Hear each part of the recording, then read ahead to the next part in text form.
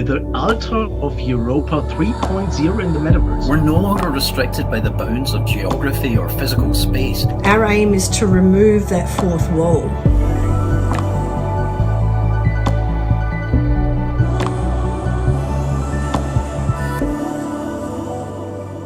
Warmly welcome you here in our Metaverse space, in the streets all around the globe, live at Castle Merseburg in Germany. My name is Sui, and I will be your host tonight. And as an art lover, an Antoinette fan, and a tech optimist, I am delighted to be your host. Now we have 4 guest speakers lined up for you, each sharing their brief statements. We have an amazing feature where you will see AI-based translation in 250 different languages simultaneously on your screen. I warmly welcome Antoinette, the artist of tonight. We have the privilege of having her and her visions. She is a renowned artist, known globally, and it is her passion and artwork that have brought us all together here. Antoinette is not only a big thinker, but also creates massive masterpieces. Ich habe eine riesige Zeichnung gemacht, einen Altar mit Hunderten von Bleistiften auf Papier, 5 mal 20 Meter.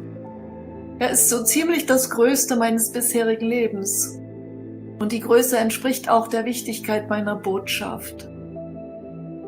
Das ist für das Publikum eine ziemliche Herausforderung. Diese Größe und diese Intensität haben mich natürlich da veranlasst, diese ganze Geschichte noch weiter zu entwickeln. Die erste Variante 1.0 war die Erfahrung individueller Kreativität, das war die Originalzeichnung. Und da habe ich gemerkt, dass das Publikum sich diese Bilder am besten aneignen kann, wenn es miteinander darüber debattiert. Man spricht dann automatisch über sich selbst. Daraus habe ich die Entwicklung Altar 2.0 abgeleitet, die Erfahrung der Gegenwart. Ich kann meine eigene Geschichte und meinen eigenen Standpunkt relativieren. Man kann grenzenlos miteinander ins Gespräch kommen mit einem Übersetzungstool in allen Ländern der Welt. Und aus diesem Vorhaben hat sich dann eine dritte Variante, Altar 3.0, entwickelt. Und das können wir jetzt hier im Metaverse sehen. Man kreiert sich Avatare und trifft sich mit Freunden. Man kann völlig neue Perspektiven einnehmen. Man kann fotorealistisch Kunst erleben. Man braucht kein großes Datenvolumen, browserbasiert. Und man kann wirklich unglaublich viel erleben. Das ist in 250 Sprachen kann man miteinander sprechen. Das ist doch ziemlich großartig. Und trotzdem ist diese Zeichnung dann immer noch eindimensional. Und daraus habe ich dann 4.0 entwickelt, dass ich praktisch diese flache Wand durchbrechen kann und räumlich erleben kann als Avatar. Ich steige praktisch in das Bildwerk ein. Das ist die Erfahrung der Matrix. Die Muster, die ich dann praktisch sehe, die kann ich erleben und fühlen und kann dadurch nochmal eine ganz andere Intensität haben. Und die Erfahrung, Gewohnheiten zu verlassen, wird zu der Erfahrung, nicht verortet zu sein. Und daraus habe ich dann 5.0 entwickelt, die Multidimensionalität. Ich erlebe, wie alles miteinander zusammenhängt. Ich steige praktisch in diesen räumlichen Raum ein und bin selber in der Lage, diesen Raum zu verändern, mit meiner Lebenserfahrung anzureichern, und alles durchdringt sich gegenseitig. Und aus dem Altar wird zum Schluss ein Wissenstempel. And our next guest is Dirk Schmidt, co-founder and CEO of BizTech. So without him and his team, this incredible experience would not have been possible for us in the Metaverse. So good evening to all virtual explorers and the guests in the physical venue, the Castle of Merseburg. Guten Abend an alle virtuellen Entdecker und die Gäste im physischen Veranstaltungsort, das Schloss Merseburg. My name is Dirk Schmidt, the co-founder and CEO of BizTech. I'm thrilled to be here for the opening, the Digital Art Museum, with the Alter of Europa 3.0 in the Metaverse. Mein Name ist Dirk Schmidt, Mitbegründer und CEO von BizTech. Ich freue mich sehr, hier zu sein, heute zur Eröffnung des virtuellen Kunstmuseums mit dem Altar der Europa 3.0 im Metaverse. You're probably asking yourself now, why is he translating himself? The answer is, I was told to play a bit for time so that the translation tool could be switched back to German. Joking aside, isn't that crazy? A Metaverse platform with simultaneous translation? And speaking about cool stuff, as we gather here in this virtual space, it's clear that the Metaverse is not just a buzzword anymore. It's a tangible reality, and BizTech is proud to be at the forefront of this revolution. We provide customized prime solutions for businesses. Our mission is making virtual business interactions in all aspects more efficient and communicative than physical ones. With this in mind, imagine the day when I met Antoinette as an outstanding and internationally renowned artist. She shared with me her Metaverse vision for art museums. I was so honored, and at the same time, I thought, oh, that's far from our specialty. But it quickly became clear that there were many parallels. And we were amazed to work on what we can experience here and now as a proof of concept. We are here to celebrate the work of Antoinette. Her monumental work of art, consisting of millions of individual pencil strokes, is a true masterpiece. Now, through the power of the Metaverse, we can bring it to a wider audience and generally take the perception of artworks to a new level. But this is just the beginning. The potential of the Metaverse is limitless. Together we can create a better, more connected world where physical barriers and limitations no longer exist. Thank you for being here today and celebrate with us. Thank you. So now Dorothy Di Stefano cannot join us as an avatar tonight, but we are privileged to have her via video statement all the way from Australia. Dorothy is a well-known expert and thought leader in immersive art curation, and we are honored to have her here with us. She will enlighten us on how museums can attract new customers in the Metaverse. I'm absolutely thrilled to be here today. Firstly, I'd like to thank Dirk for the invitation to this event, and I'd also like to congratulate him and his team on this incredible photorealistic virtual world. I know that it's been 3 years in the making, and it's a true testament, Dirk, to the passion and drive you have in this space. You really are leading the way. Congratulations again. The rapid development of the Metaverse is one of the best examples of where art and technology are colliding purposefully today, and it's to the benefit of humans. In the Metaverse, people can connect, they can attend events like we are today, and purchase items for their avatars. While this is all very exciting, to truly captivate audiences, there needs to be artistic input. And of course, we have the incredible artist Antoinette today that is going to be showing us some of her work in this space, which is really exciting. So I'm sure we're all, really looking forward to that. To play. For those of you who don't know me, my curatorial work lies at the intersection of art and technology. The immersive art sector is growing rapidly, and in fact, immersive entertainment industry was last valued in 2020 at $9.7 billion US. Now, this is minus the theme park industry, which is obviously massive, and the main contributors to this increase of 19%, which is obviously quite a large increase, is immersive and VR. So when executed well, immersive art envelops the audience. The participant becomes part of the artwork, or in other words, the art doesn't take place unless people are present. However, there are a few important things to remember when creating any kind of experience. Now more than ever, authenticity is crucial. Our aim should always be to create beautiful moments of meaning that connect to our audience. The immense growth, in this space also points to a hunger for collective shared experiences. Discovery, meaningful interactions, narrative, and childlike wonder is what we should be aiming to create. Over time, and increased understanding and exposure, mass audiences will crave even more depth and meaning in their participation. As you can see, I'm incredibly passionate about making art accessible to everyone, so the rise of metaverse art experiences is very exciting indeed. It combines traditional art techniques with cutting-edge technology. Of course, it goes without saying that the in-person experience will always be crucial. We are not replacing one with another, but providing exciting options. However, the potential for metaverse art to revolutionize the art world is becoming increasingly clear. One of the most significant advantages of metaverse art is that it offers a new way to experience and engage with art, exploring the space with no limitations that is seen at traditional museums or art galleries.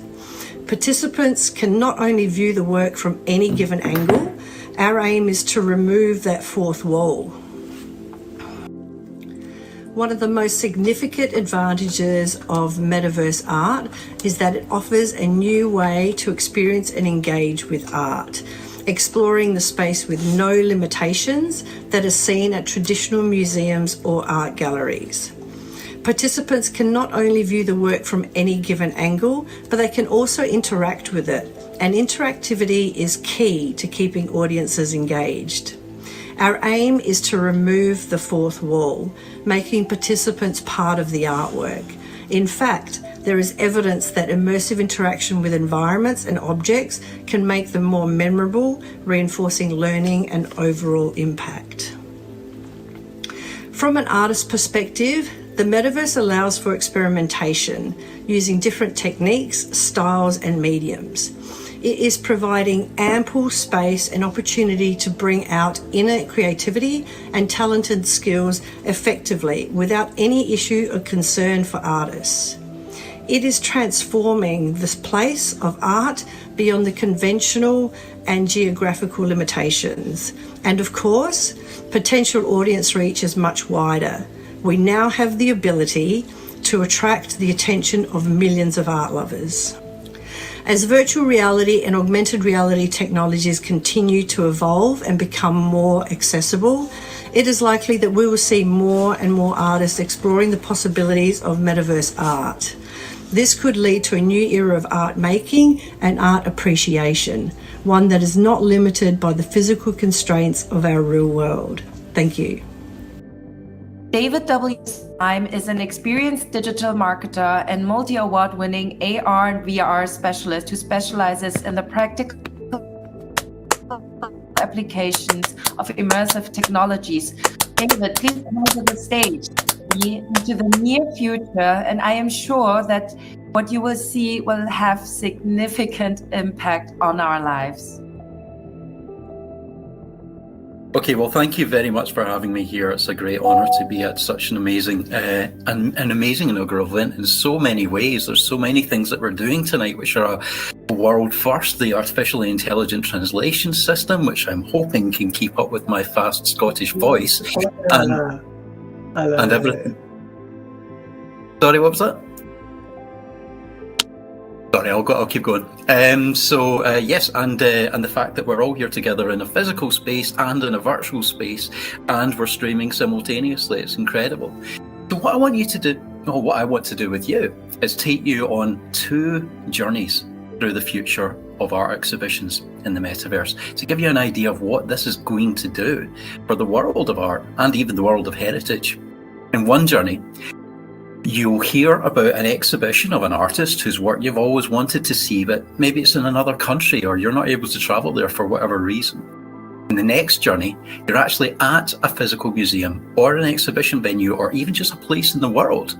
Now, in both cases, I'm going to take you through the many, many ways that extended realities like virtual and augmented reality are going to be able to enhance your experience. Okay? So here goes. Journey 1. I've heard about an exhibition, but it's in another country. This is the most obvious one. And using this system that we're in right now, I don't need to download anything onto a machine. As long as I have an internet connected device like a PC or a Mac, a tablet or a phone, I can just dial in.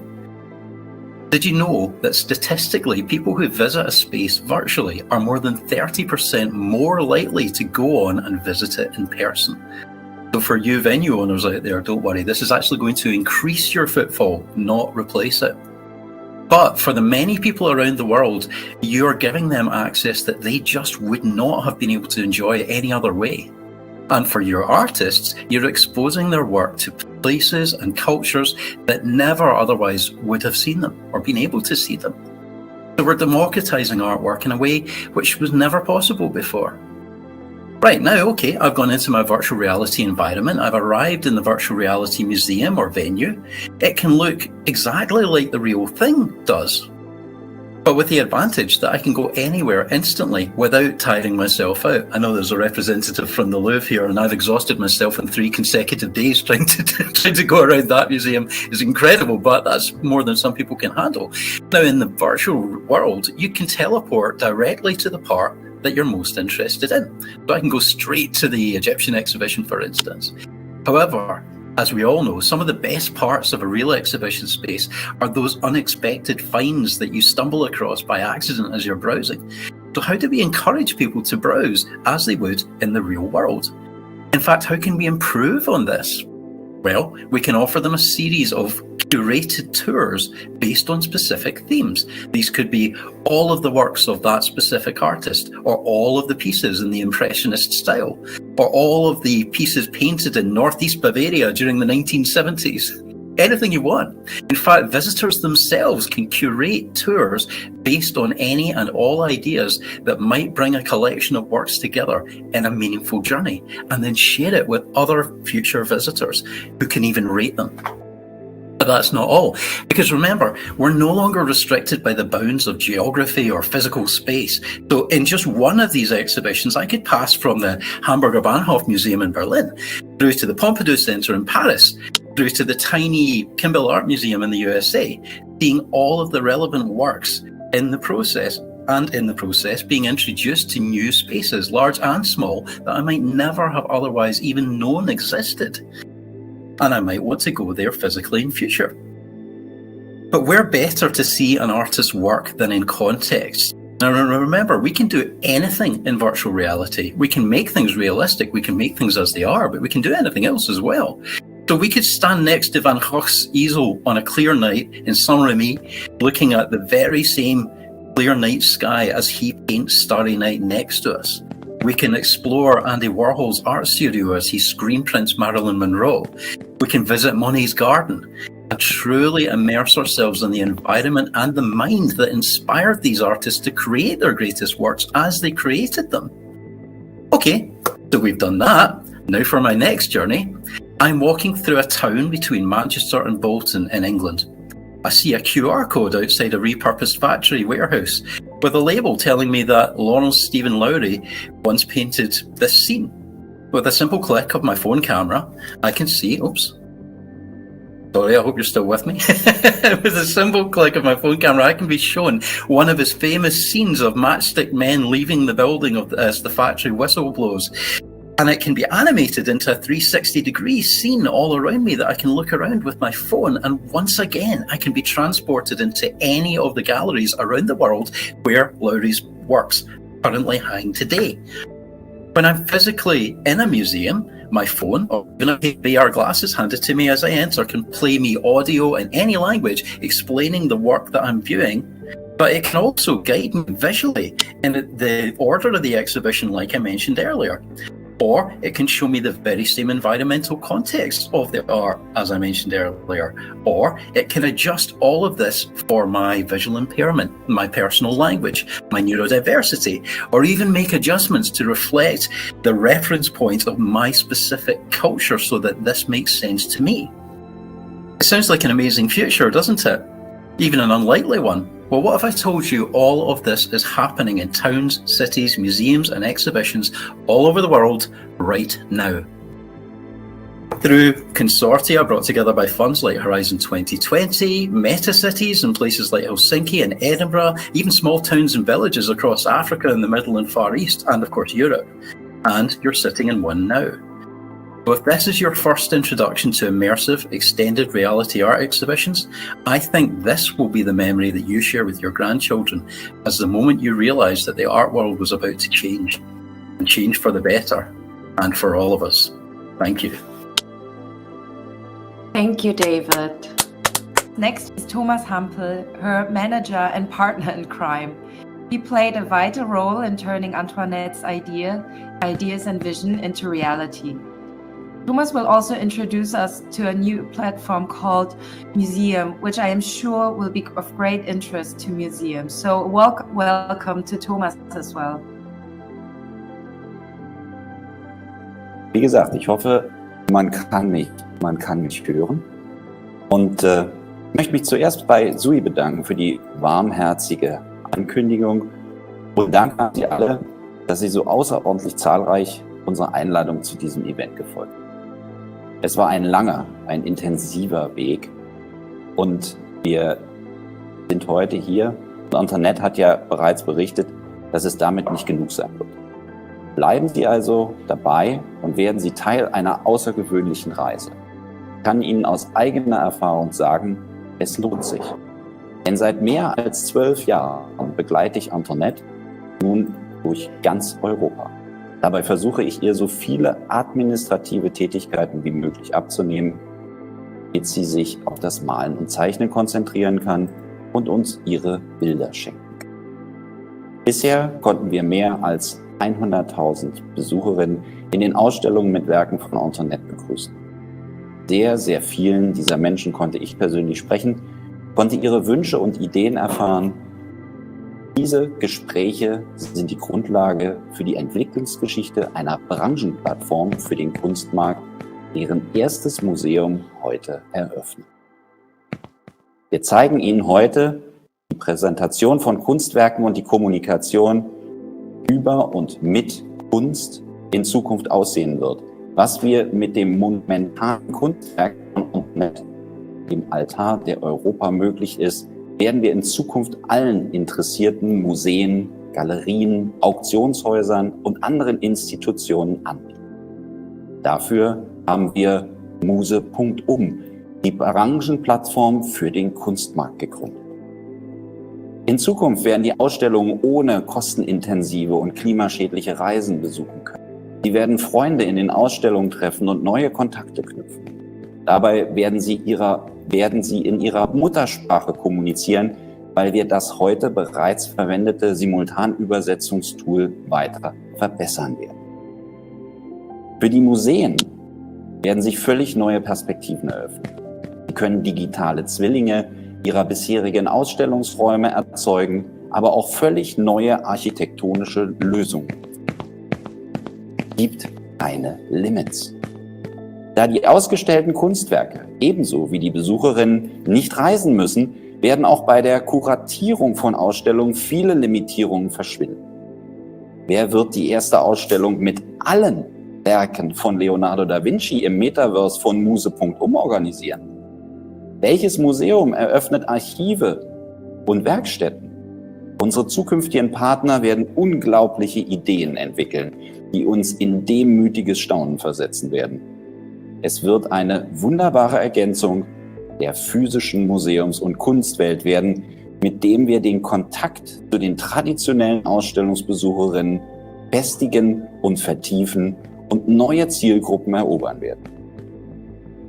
Die Frage ist nicht mehr, wie lange es dauert, bis es immersive Kunsterlebnisse in einem Metaverse geben wird. Gibt sie ab heute.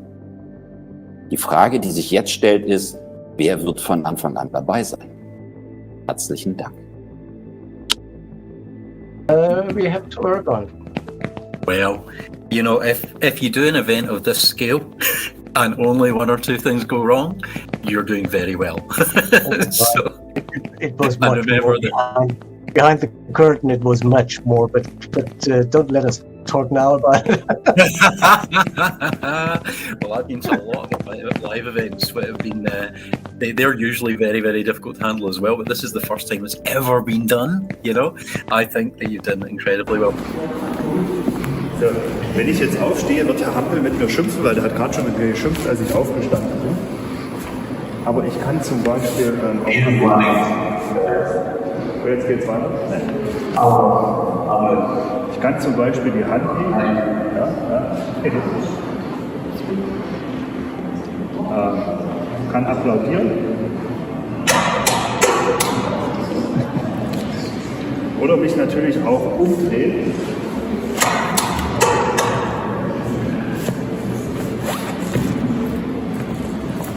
Stehe ich auf.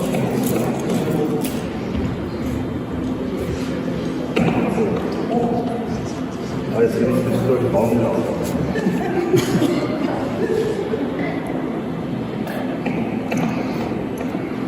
Und kann mich natürlich auch woanders hinsetzen. Ja. Und direkt hinter uns im virtuellen, also auf der gegenüberliegenden Seite des Bildschirms, ist der Altar der EUROPA in Originalgröße. Wenn ich jetzt da reinrede, bin ich glaube damit online drin.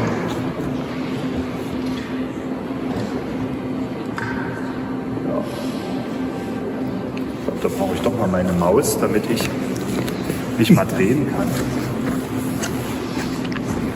Machen wir alles live hier.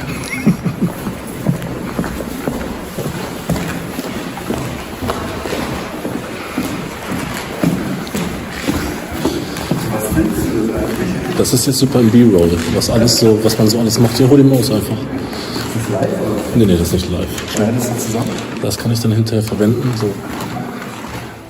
Da kann ich dann zeigen, was läuft.